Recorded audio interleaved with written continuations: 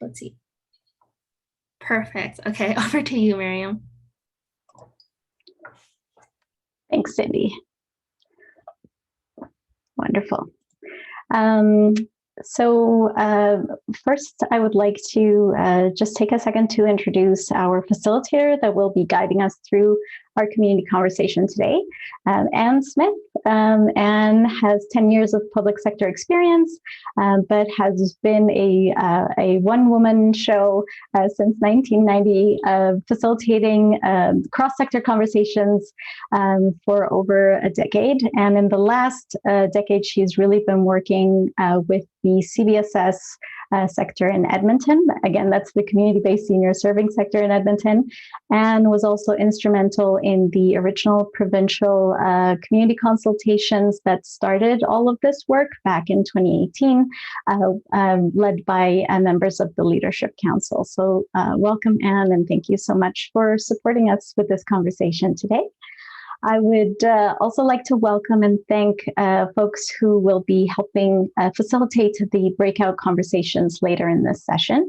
So we have members of our interim Community Leadership Council who are the strategic leaders of this work.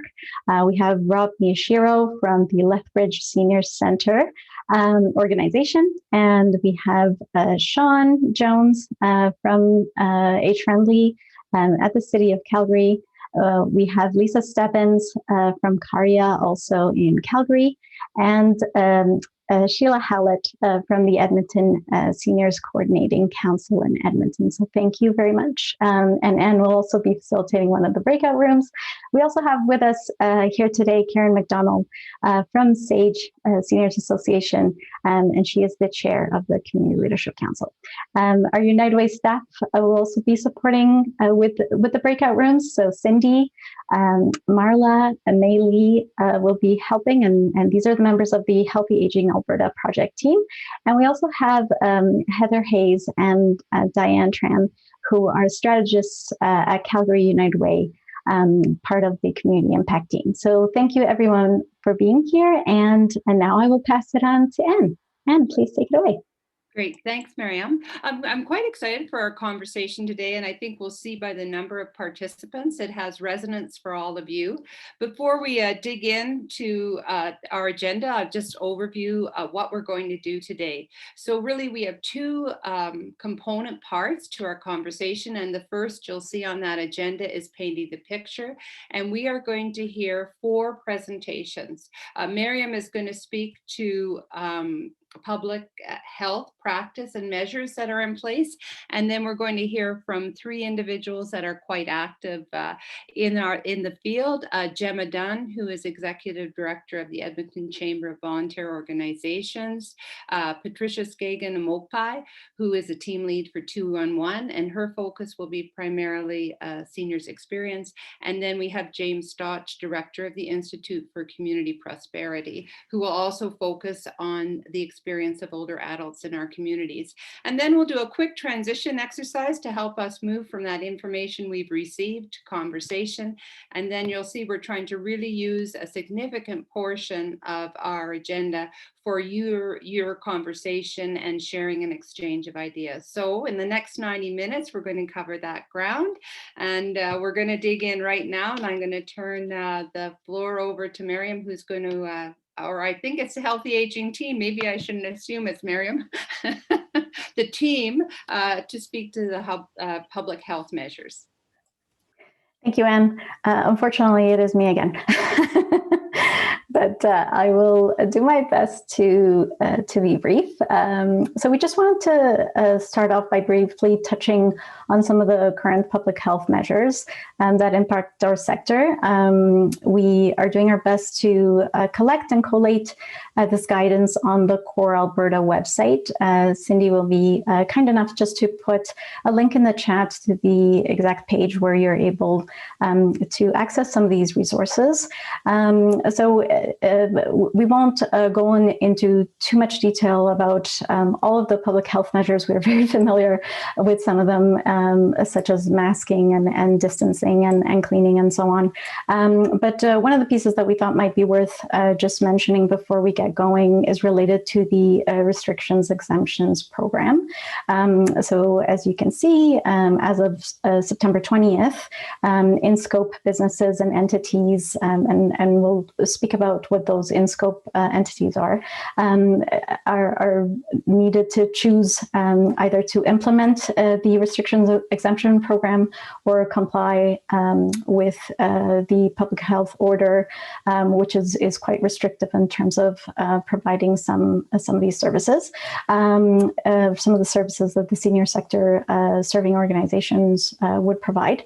Now, it's not, the REP is not intended or required for employees or contractors attending workplaces. So operators are strongly encouraged to promote COVID-19 vaccinations to staff and volunteers, attendees and other eligible persons as part of their public health strategy. But it's just to say that obviously vaccine requirements for staff are the employer's decision.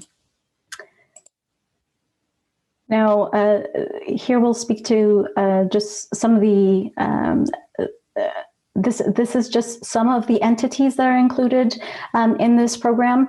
I just pulled the ones that might be relevant to the CBSS sector. So as you can see, recreation classes, recreation facilities, food serving programs might be affected by this, conference centers, entertainment, potentially casinos, and some amenities that are offered in residential places. But all entities that fall under this are automatically enrolled in the program. So just quickly to go over the minimum requirements for the program. Obviously, masking indoors continues to be in place, and these were updated on October 28th, so quite recently, just tweaked slightly. Operators should obviously clearly communicate to their participants that they are participating in the program, and just in terms of the screening process, what is required is obviously proof of vaccination or a negative COVID test, and this must be applied to all vaccine eligible persons, and ID is required for folks that are older than 18 years old.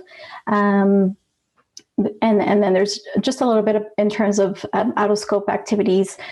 So obviously all of these details are available they're accessible through the core website, but are available through a link that we can also put in the chat specifically around the program. And operators may implement an electronic offsite validation program to validate vaccine requirements. So just a little bit on the valid proof of vaccine. So until November 14th, there are a number of types of proof of vaccine that are acceptable. A picture or paper record of AHS My Records, pharmacy record, and other types of immunization record obtained from physicians and so on. Now, as of November 15th, the only acceptable type of record will be the QR code. So that is just something important to note as that change is coming fairly soon. And we acknowledge that everyone here is likely very aware of these, but we just wanted to touch on them quickly before we got started. As we were preparing for this event, we reached out to a number of partners who we thought would be able to share some insights in terms of the emerging trends of what older adults and the organizations who are working to support them are experiencing. Again, we want to thank the folks that are here to present and to provide us with some of that information. We also reached out to the Alberta Council on Aging, who have been conducting a quality quality of life survey since the summer of 2020. And it is intended to determine the experience of older adults and their needs, to offer support, and also to identify some of those trends and themes. So this survey is conducted online through hard copy as well as over the phone. And although they were not able to be here, they did share just a key insight that they have seen in particular since January of 2021, that there has been a decrease in mental and emotional health reported by seniors, although they have not necessarily seen a decrease around physical health and access to resources. And just the last piece of information that I am going to be sharing with you is we have Gemma Dunn here today from ABNN who shared this information with us. ABNN has been conducting pulse checks, as many of you would have received these now for over a year. And so ABNN was kind enough to share some of their data with us, and we were able to just filter that data for organizations that identified as serving seniors. So we've done a high-level analysis of some of the key pieces within that data set, again, just to share with you today and to help set the stage as we have our conversation. So one of the key questions was around what operational challenges is your organization currently facing? And some of the top things that were identified through that question, obviously the top one there is staff mental health. And the second one is challenges accessing technology, challenges enforcing guideline compliance, so example, wearing masks with clients, volunteers, and staff, and challenges understanding Alberta Health operating guidelines. So those were the top pieces that were identified there. And for the second one there that I pulled out, what does your organization need to be effective at delivering on your mission over the next 12 months? So these are just some of the top pieces that were identified. So funding for core operations, as you can see, that is a large majority of the respondents identified that as a concern. Funding for program modifications, flexibility with current funding agreements, support for virtual programming, opportunities to create partnerships within the sector, which is hopefully what we're doing here today, more staff, and support understanding the changing rules. So again, as we can see, they're quite aligned with some of the challenges. This graph just represents the changes in the complexity of a client needs, as well as delivery, program delivery, as well as the demand and capacity of organizations. So as you can see, they're just here from the colors in the blue graph represents, or sorry, the blue line represents the complexity of client needs. And as you can see, they have significantly increased. Most of the respondents, and sorry, I should have mentioned this at the start, this is data pulled from 187 responses. So the majority of the responses indicated that the complexity of the needs of their clients have increased, but also the complexity of delivering services. Even more folks responded around that. And in terms of demand and capacity, you will also see that there's a significant decrease in capacity. So with 92 respondents there, and also a significant increase in demand.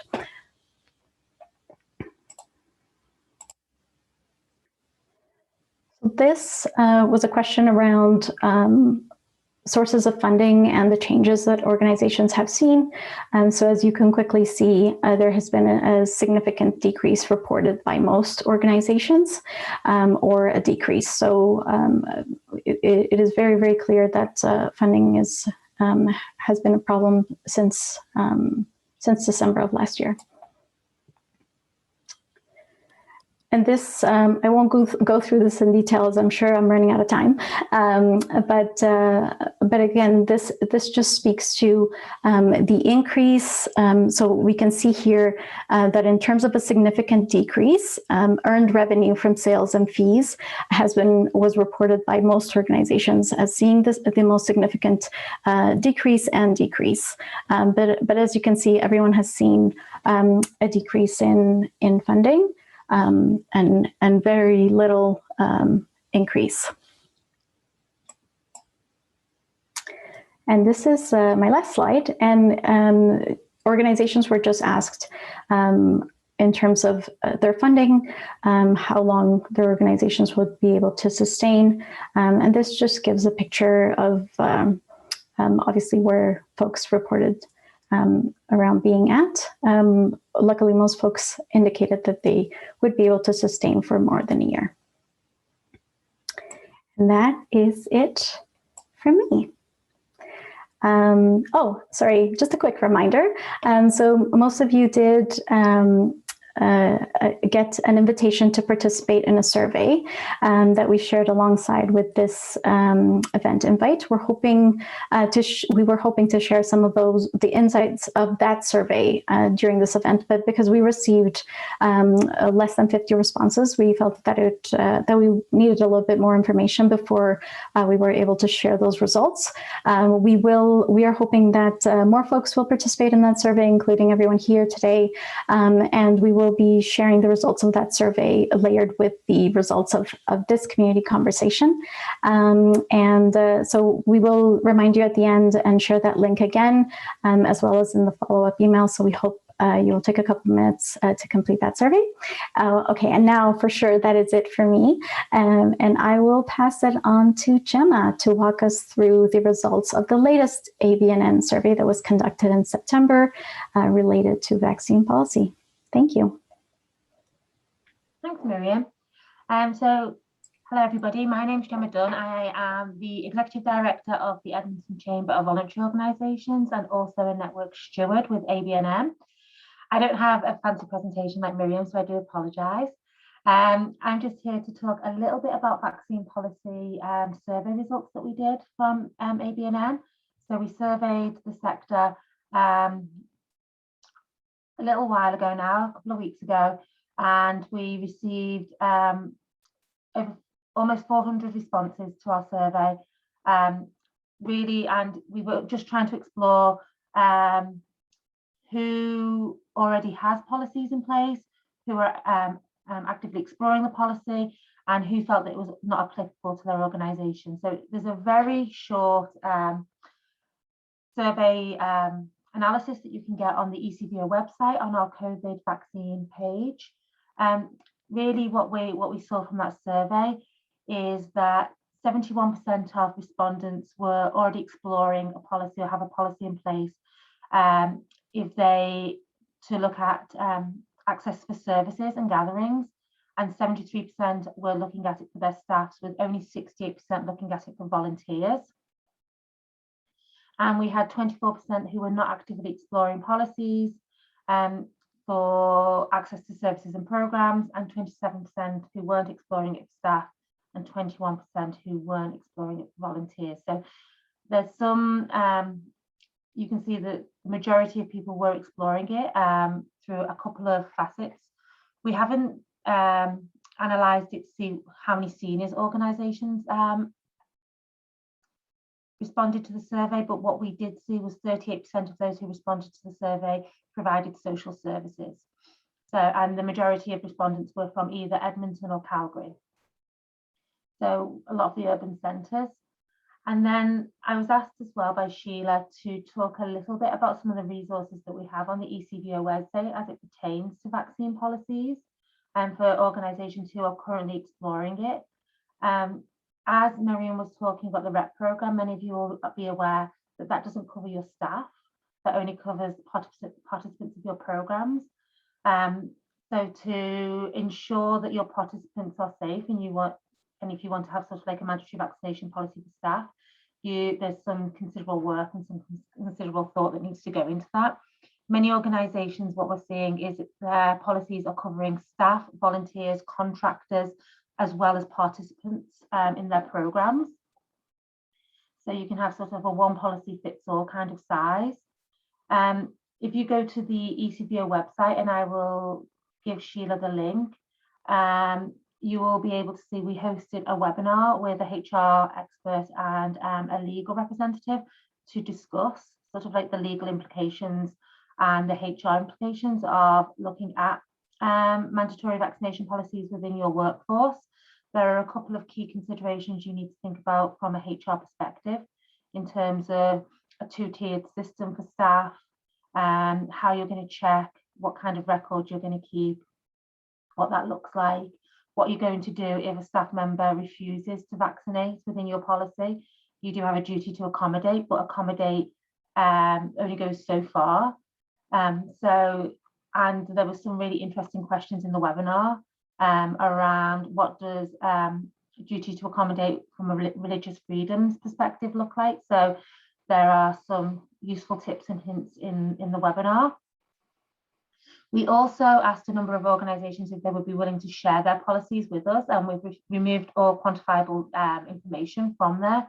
But you'll see on that website as well that there are some sample policies, some sample procedures that organisations can read through as a starting baseline as you're starting to think about vaccination policies within your workplace. The only other thing that I would really touch on as it pertains to the REP program is whilst you don't have to apply, if you qualify, you can just start doing that. You can implement a REP program within your organisation, which means that you don't have to adhere to all the other restrictions as outlined. I think it's in Order 45, I believe, but I'm not sure. You'd have to check that. But the interesting thing is that some things that you guys would be doing would completely fit within a REP program, so sort of like adult recreational and adult indoor sport and performances. But many of the services that have been provided to more vulnerable populations like seniors, so health services, personal services and wellness services aren't covered in the RIP program.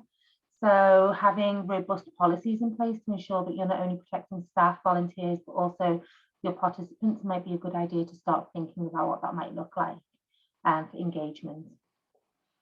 So I'm just going to leave it there, Miriam, and then I will be here till 2:30. If anybody has any questions, then I have to jump off. Great, thanks very much, Gemma. So we have two more presentations. We've heard a significant amount of information to date about organizational challenges, and now we're going to hear from Patricia, the 211 lead, and James, who is from, I have trouble remembering, James, I don't know why, the Institute for Community Prosperity.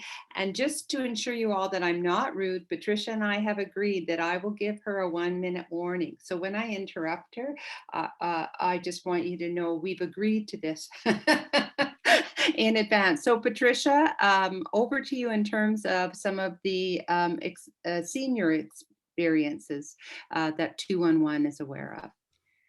Great, thank you so much, Anne. Can you just let me know if you can see my screen right now? It should be the 211 website.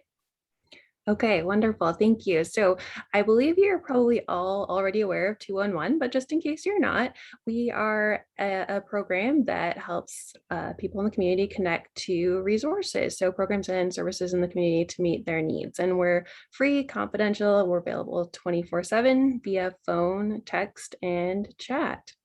And I thought I would show you and kind of walk you through a dashboard that we have kind of internally that we use, but I just thought it'd be more interactive so you could kind of see some of the trends that we're seeing on the contacts. So you should be able to see a graph on the screen right now. And this is the number of contacts in 2020 that we received related to seniors. So that's either from seniors or from people looking for resources that meet the needs of seniors. So As you can see in 2020, in March, after the pandemic started, we do see an increase in contacts. And we see that go into April as well. And many of the needs were related to basic needs like food and financial assistance, also basic information about the pandemic and where do I find accurate health information and information about the COVID-19 response measures that are being put in place. And then into May, June, July, we also see kind of a spike in contacts, and those ones were mainly related to personal protective equipment like masks.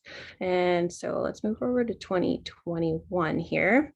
And again, we sort of see a spike here in February and March, and most of those contacts were related to vaccinations. So seniors had questions about how do I book my vaccine appointment, how do I get my vaccine, and also were reaching out related to getting free or low cost transportation to assist them to get to their vaccine appointments. And I'm going to move over and just show you kind of, again, at a high level, the contacts related to seniors mostly come to us via phone, but we do get some via chat. Most of them are from those identifying as female. We also get contacts, of course, from those identifying as male, and then some related to non-binary or non-gender conforming folks. And most of the contacts are from those age 65 plus or 55 to 64. But as I mentioned, we also get contacts from those who are inquiring about services for a senior in their lives, maybe family, friend, neighbor, or if it's someone who's like a social worker or someone like that calling us, it could be about a client. Okay, and I just wanted to kind of go in really quickly into some of the top needs that we saw during the pandemic. So this is showing us 2020, February, March, and April. And right here, we can see the top 10 needs. And over here to the right, we can see the top 10 unmet needs. And now something will be logged as an unmet need on a 211 contact if there's no program found to meet the need. Maybe there's no agency open at this time. Sometimes the caller refuses that particular referral for whatever reason. Sometimes the client's ineligible for the available services. Sometimes agencies are already full, so they have to go on a wait list. We would mark that as unmet. Perhaps the client has already used all the available services, and then some other barriers like transportation, financial assistance not available, or maybe there's a language barrier. So those are some of the reasons. But if we look at February, March, April of last year, tax preparation assistance was actually the top need at the time. And it typically is around that time of year. And even though the pandemic had started up, we were still seeing that. People were looking for information about, as I mentioned, some of the COVID-19 measures that were in place. People were looking for financial assistance, as well as in-home assistance and crisis intervention services and emergency food. So those were some of the trends that we were seeing early on. And then if I take us over to look at May, June, and July, we see medical equipment and supplies rising up, and that was really related to masks. The government's free program to get masks through drive-thrus was happening at the time, and if you couldn't access that through a drive-thru, 211 was the number to call to request to get masks mailed out to you. So on seniors-related contacts. I'll give you your 1 minute warning. Okay, thank you so much. Appreciate it, Anne. So there was a lot of contacts related to masks. Also, a couple of major municipalities like Edmonton and Calgary announced mandatory masks at that time. So a lot of contacts related to those. Still, people were looking for information, and some of those others remained similar. Now I'm going to jump ahead to 2021. And this is just all of 2021 so far, but I want to kind of give you an idea of what we saw. And as I mentioned, a lot of those were related to transportation, and particularly transportation to vaccine appointments. These information sources and information and referral needs and public awareness education needs were again related to questions about vaccines. And then some of those other trends like the needs for financial assistance, crisis intervention were still coming up throughout the pandemic, as well as tax preparation assistance sort of rose up again in that February, March period, especially with people needing support with their taxes. So that's just a really quick high level overview of what we saw in 211 related to seniors during the pandemic. Thanks, Patricia. We are trying to find that balance between giving you lots of factual information and giving you opportunity for conversation. So by definition, these are almost like teasers, but there's lots of opportunity after the fact to dig into some of this information. So I'm going to call upon James, who's also going to share some information with us about the seniors' experience during this pandemic period. Thanks, James. Thanks, Anne. And yeah, this is definitely going to be in the category of teaser. And I'd appreciate a 1-minute warning too. I'd be happy to do that. So I just put into the chat a link to our website. The Institute connects students with social impact learning through applied community partnered research, creative knowledge mobilization, and what we call systems focused education. So we're based at MRU, but we do involve students from across Canada in a couple of our programs. We're also really interested in big questions about how we invest in social purpose and the common good, broadly speaking, in the 21st century. I should note, we're not specialists in any one subject domain. We're generalists that apply a systems approach to analyzing social challenges. So the report I'm going to be giving a teaser on today is called Aging and Thriving in the 21st Century. So it's a scan and a selective systems analysis of issues, trends, and innovations vital to older Canadians, older adults in Canada. So it will be shared with the public in a matter of days, mid-November at the latest. So I can't actually share the scan with you today, but just rest assured it will be available on our website as a free download. Like all our publications, it's open access. The scan was principally guided by the following question. What factors are preventing older Canadians from flourishing? And how might we transform systems to maximize the choice, dignity, mobility, security, and trust accompanying an aging population transitioning into less autonomous living circumstances? I also just love how the National Institute on Aging at Ryerson University posits a very similar question, though more simply. They just ask, how do we make Canada the best place to grow old? So the genesis of this project came from a really amazing team at ATCO, the ATCO Transformation Team. And they lead something called the ATCO Space Lab, which is an enterprise-wide framework of support for ATCO employees who have the desire and the creative energy to pursue sustainable new value for the company.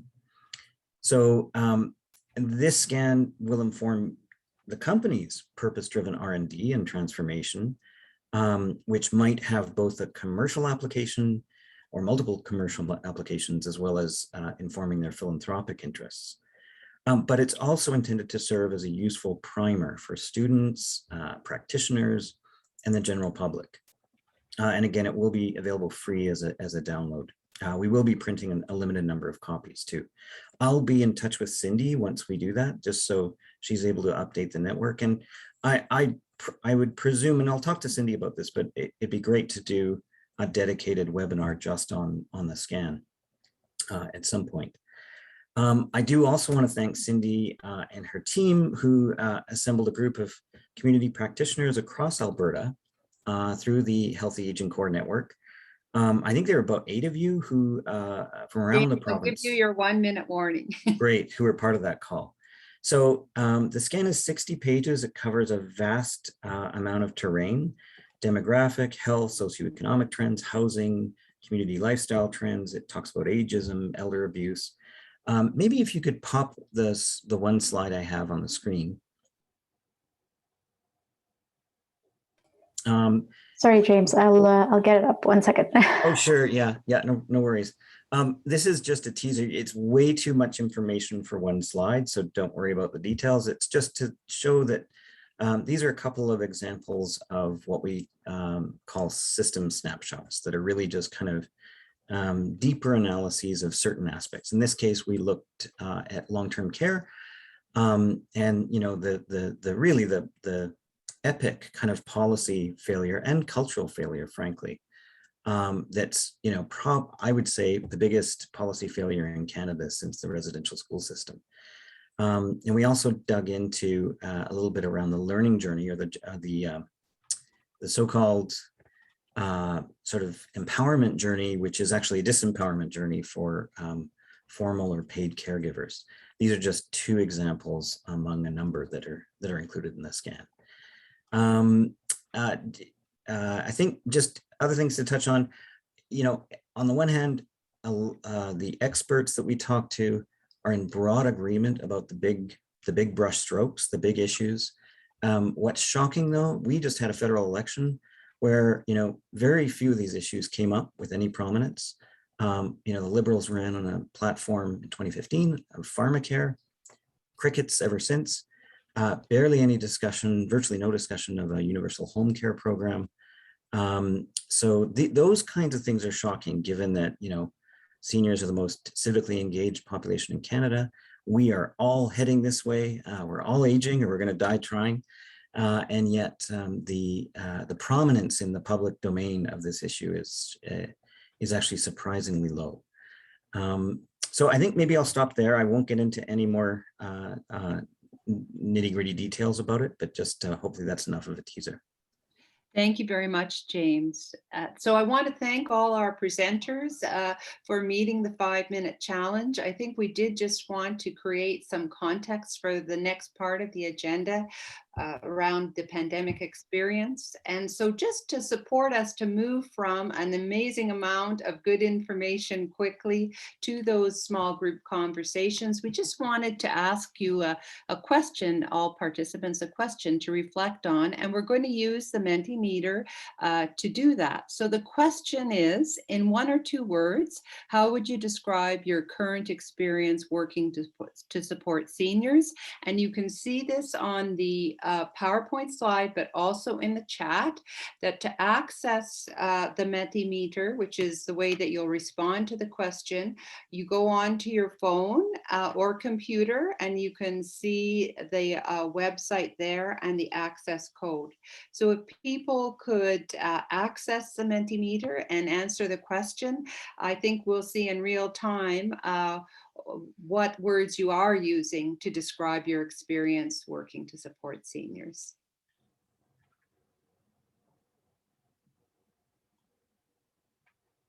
And you'll see the tech support chat comment.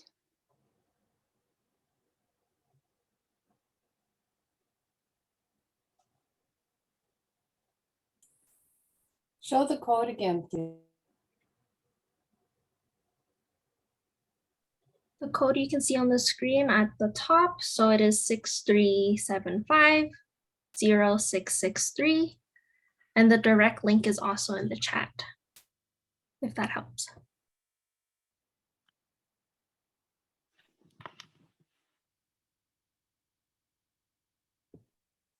So we can see a bit of a snapshot of the environment that you're finding yourselves in. And now what we want to do is to move to some small group conversations. And we will, each of these groups will be led by a facilitator, and we will spend some time looking at this environmental piece, the challenges that you are facing. But what we really want to do is begin to say, given this complex, challenging, exhausting world that you're finding yourself in, what are some of the solutions and adaptations you are making to serve seniors in the pandemic period? And so in a moment or two, we will break into small groups. Each group will be led by a facilitator, and the facilitator will lead you through a set of questions. We're recording these questions, but only for my benefit, so that I'm going to create a summary of these conversations. So the only person that will be listening to them will be myself. You'll also see someone from the United Way in your group, and we're going to use this Mentimeter technology to create a visual snapshot of your conversation, as well as reporting out. And we'll take about 20 to 25 minutes. We have to bring ourselves back to, as a group as a whole, at about 2:45, but we'll take as much time as possible for these conversations. And I'm just confirming, I believe we'll move into small groups. You'll have a leader. We're going to have a good conversation. We're trying to focus on that sharing of solution and adaptations. So I believe we'll soon find ourselves in small groups.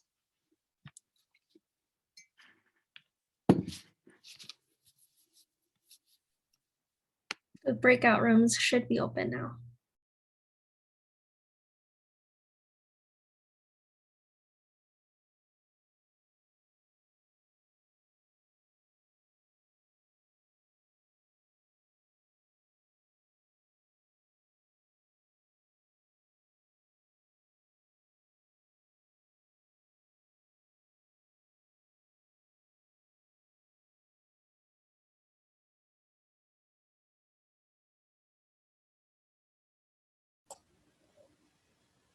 Oh, I'll pause the. Is that live? Mark? So I have entered words in the Menti, and Cindy will share that. You can do a quick verbal recap. We are coming back as a group as a whole. Right. So But the small group sheet we're supposed to send back to you somehow. Is that correct? Yes, Okay. you could just send them if you have my email, or Miriam, and she'll get it to me honest. Okay. Perfect. So I think we are, thank you all. I think we are now coming back as a group of a whole. I was in group 5 and our conversation was quite energetic and wide ranging. So I hope that is the experience we've all had. And we're going to now just have a quick report out from each of our 5 small groups. You can see the breakout room number 1, there are their themes. And I believe, Sean, you're able to give us just a very quick overview of the nature of your conversation. Yeah, thanks, Anne. We had a good conversation. We talked a bit about some of the challenges that people were experiencing. A lot of them kind of related to staff. So staff attrition because of different lifestyle sort of changes, because of reflections during the pandemic, some challenges with vaccination, with getting volunteers was one particular challenge that people were identifying. In particular, people were talking about staff morale and some of the challenges and some different ways that they had managed to adapt to that. So making connections kind of online if they were working remotely, or finding different approaches that enabled staff to get back in. One example was actually creating some cohorts of different staff in a kitchen who had managed to got some advice from AHS, so that there were 2 well-trained people who were able to kind of provide that information and perspective consistently. We had a number of different perspectives and approaches to vaccination. Quite a few were still kind of in development, working out the sort of most appropriate policy and responding to that. And then we talked quite a lot about different partnerships and service adaptations that people had managed to make in response to the pandemic, sort of gaps in capacity or changes that they were needing to make. And quite often that involved partnering with another organization or learning from their approaches. So that was, I hope that's not too general, but that's kind of what our conversation spoke to. No, that's great. Thanks, Sean. So Lisa, I'd call upon you. I think you were the leader of breakout room number 2. Thanks, Anne. Oh, and it looks like we had lots of thoughts on this meter there. That's a pretty yappy group, huh? Yeah, I think it was great. In terms of just organizational capacity, we really touched on kind of that trauma experience of outbreaks and lockdowns, and the mental well-being or impact that is having, and how to have those conversations both with staff and residents. For sure, mental health and the well-being of people and the experience they're going through was a theme of conversation around capacity. In terms of the impact of COVID on older adults, people indicated, the health decline that's being not just from inactivity, but the stress of the situation and that sort of thing, and people experiencing increased health issues and maybe even not wanting to have been going to the doctor maybe as regularly and things like that. So those health declines happening. Also, the fear related to the pandemic and the concern that they don't want to maybe rejoin some of the activities they used to do. And so kind of learning again how to gather and to participate in those things. And then of course, grief, people losing family members and maybe not having all the supports that they need, having that impact. In terms of solutions and adaptations, some really neat things going on across the groups. So some information sessions related to online banking and teaching people how to do online banking when you're not able to go into the bank. Also doing information sessions around mental health so people can recognize and identify they're having an issue and then being able to maybe either reach out or build some ways to protect themselves.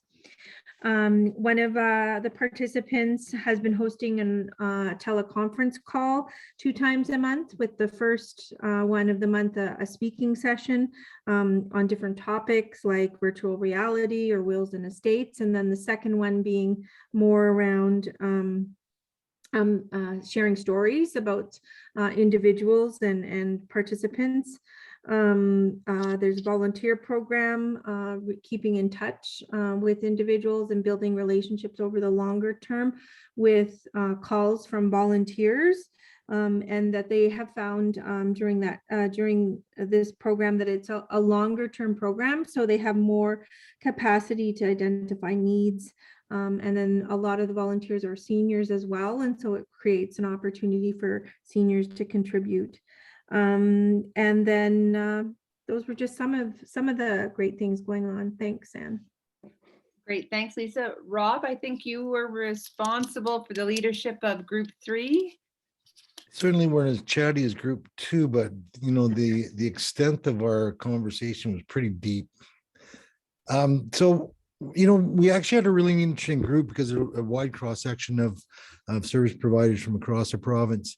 So in terms of capacity, some were said that our services were unavailable for so long, and now we're trying to ramp things up. But it's difficult because some of the federal funding is ending, and there's a slower return of our seniors customers, and that's problematic because you're losing a revenue stream and you're trying to provide service with lower amounts of money. There also that some people have had a lower capacity since reopening, which is a good thing because there's even lower amount of people that are showing up to take part. There's one of us said that they've had to absorb more work from their partners because some of the people are actually not working, and some of the service providers are open. So the outreach people are actually working 3 times more because some of the partnering organizations aren't available. So the other things that we talked about really relate to COVID, because all of it really is that the needs are becoming greater, but the attendance is becoming less. And there's seems to be a lower number of participants overall lately. One of our group members said that, one of their members just said they've gotten lazy, that they've been not doing for so long that it takes more effort to do things. Some have missed socializing and have begun socializing outside of the regular structured settings. Everyone's seen social isolation issues and frustration that our older population has had with COVID and with being away from people. And if you're in a congregate setting, there's really not many options. And I think that's a huge issue for a lot of us. There's been a loss of independence, loneliness and fear. There's been health declines, and there's been some serious physical effects on people, mobility issues, physical and cognitive deterioration. One of the people said that, in fact, that some of the seniors they're dealing with have actually seen an increase in the need for serious joint remediation, like operations, just because they haven't been doing anything. So some of the solutions that we talked about were things like the restriction exemption program and vaccinations could help get people back in their buildings. So I talked a bit about my my organization and how that has really helped us get people in the doors. Making people feel safe is a big deal with that. So to continue to promote and encourage vaccinations. Unfortunately, one of our group members said they're in an area of the province where vaccine uptake is lower. And in those communities, being a part of the restriction exemption program is a detriment to different organizations.